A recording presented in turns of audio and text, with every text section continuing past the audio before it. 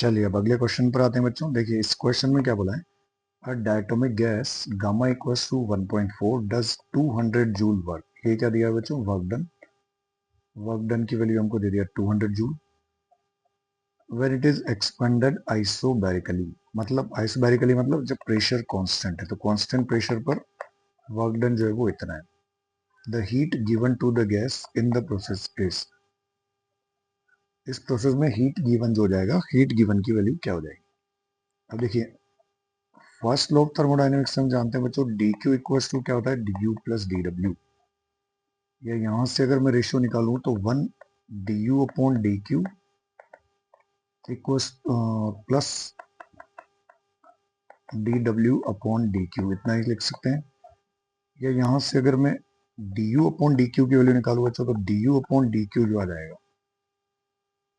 ऐसा क्यों कर रहे हैं उसको भी देखते हैं। डी यू जो हो जाएगा, डी यू क्या हो जाएगा, डी यू को लिख सकते हैं N C V D T, और डी क्यू को क्या लिख सकते हैं, कांस्टेंट प्रेशर पर, आइसोबैरिक प्रोसेस दिया हुआ है तो कांस्टेंट प्रेशर पर हीट सप्लाइड क्या होगा, एनसीपीडीटी। तो ये बच जाएगा कितना, सीपी अपॉन सीवी, मतलब क्या हो जाएगा 1 अपॉन गामा।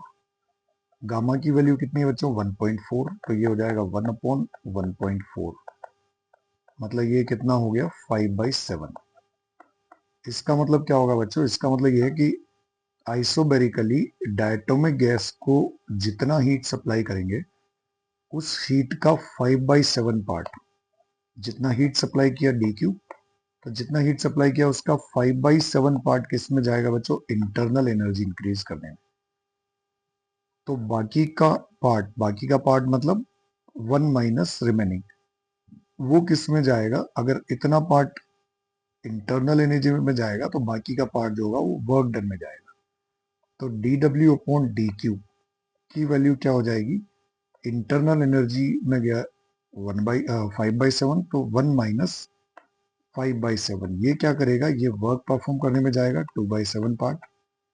बस यहां से हम इसकी वैल्यू निकालेंगे तो D W upon D Q equals to कितना हो गया 2/7। डी डब्ल्यू हमको कितना दिया है बच्चों, वर्क डन दिया हुआ है 200 joule, upon D Q equals to क्या हो जाएगा 2/7। ये कैंसिल हो जाएगा, कितना बच जाएगा 100, या डी क्यू इक्वल्स टू कितना मिल जाएगा 700 जूल।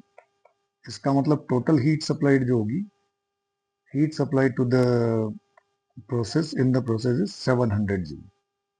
तो हमेशा आप ध्यान रखिए जब भी डायटोमिक आइसोबैरिक प्रोसेस है तो आइसोबैरिक प्रोसेस में जितना भी हम हीट सप्लाई करेंगे, तो जितना हीट सप्लाई करेंगे उसका कुछ पार्ट तो इंटरनल एनर्जी में जाएगा और कुछ पार्ट वर्क डन में जाएगा। तो इंटरनल एनर्जी में कितना पार्ट जाएगा, तो इंटरनल एनर्जी में इंक्रीमेंट करने का पार्ट होगा 1/गामा। तो बाकी बचा हुआ पार्ट किस में जाएगा बच्चों, बाकी बचा हुआ पार्ट वर्क परफॉर्म करने में जाएगा। तो वहां से हम वर्क डन की वैल्यू फाइंड आउट करेंगे।